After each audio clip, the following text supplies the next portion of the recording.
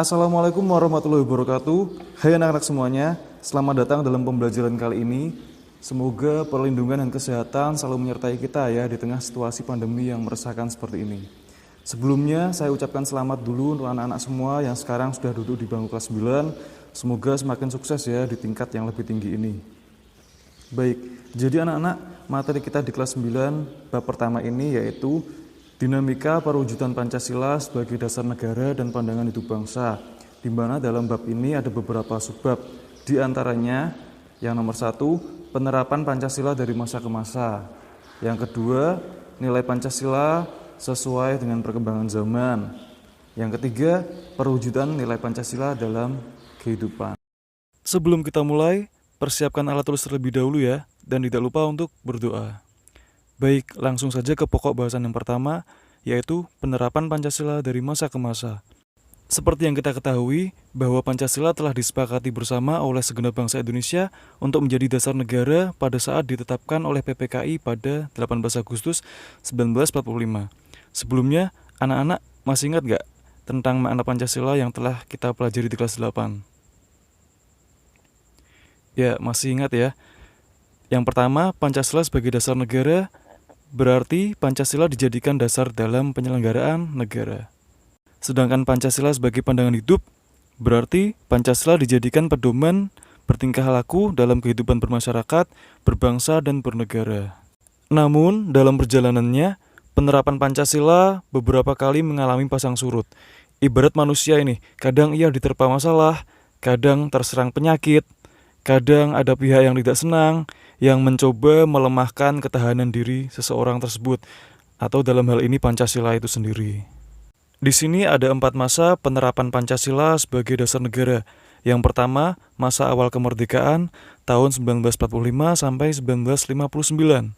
Yang kedua, masa Orde Lama 1959 sampai 1966. Yang ketiga, masa Orde Baru 1966 sampai 1998. Yang keempat, masa reformasi 1998 sampai sekarang. Dalam video kali ini akan kita bahas masa awal kemerdekaan.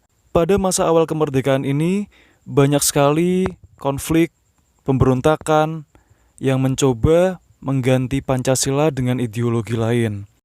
Yang pertama, pemberontakan PKI atau Partai Komunis Indonesia di Madiun tahun 1948.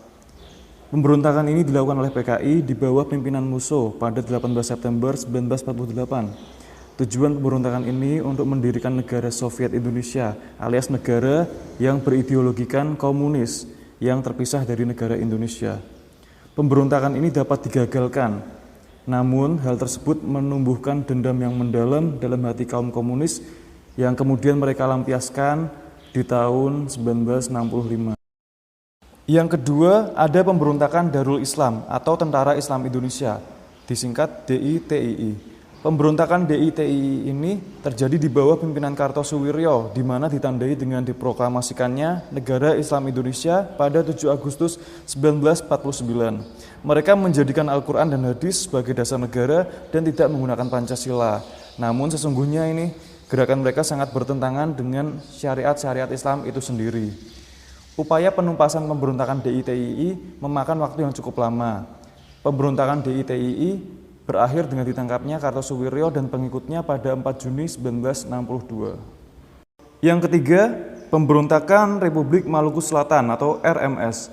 RMS merupakan sebuah gerakan separatisme atau gerakan yang bertujuan untuk membentuk negara sendiri yang dipimpin oleh Christian Robert Stephen Soumogil yang didirikan pada 25 April 1950.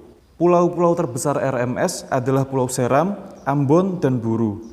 RMS di Ambon dikalahkan oleh militer Indonesia pada November 1950, tetapi konflik di Seram masih terjadi sampai Desember 1963. Yang keempat, ada Pemerintahan Revolusioner Republik Indonesia atau PRRI, atau Perjuangan Rakyat Semesta atau Permesta.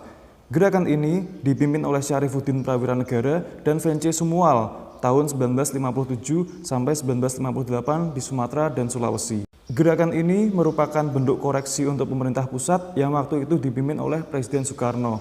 Soekarno pada saat itu dianggap sudah tidak bisa diberikan nasihat dalam menjalankan pemerintahan. Pemerintah pusat dianggap telah melanggar undang-undang, pemerintahan yang sentralistis, dan membuat pembangunan di daerah terabaikan. Selanjutnya yang kelima ada APRA, Angkatan Perang Ratu Adil. APRA merupakan milisi yang didirikan oleh Kapten KNIL Raymond Westerling pada 15 Januari 1949. KNIL ini adalah pasukan perang Belanda ya. Gerakan ini bertujuan untuk mempertahankan bentuk negara federal bentukan Belanda di Indonesia.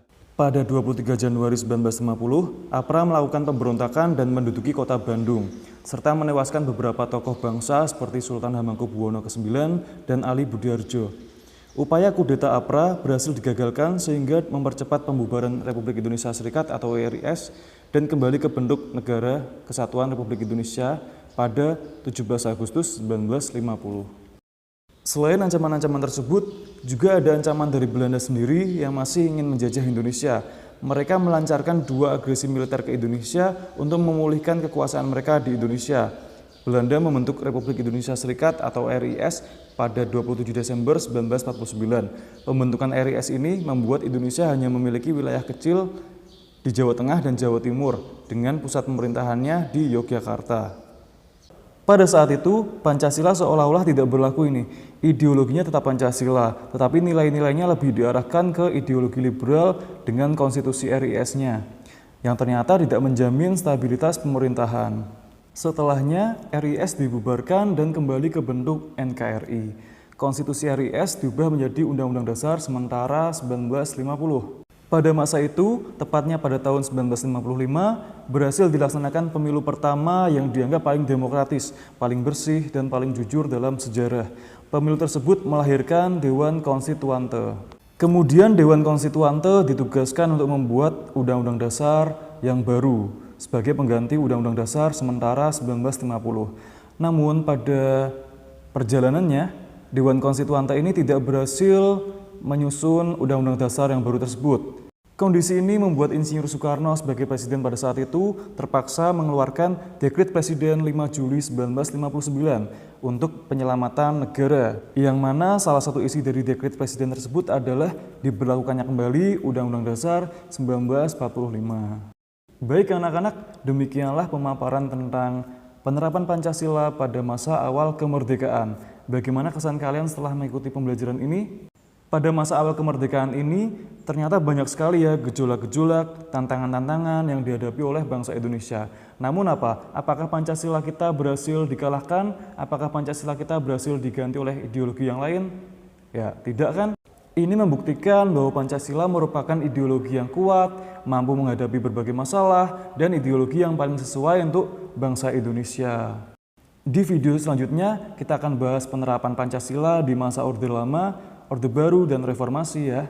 Jadi, sampai jumpa lagi. Assalamualaikum warahmatullahi wabarakatuh.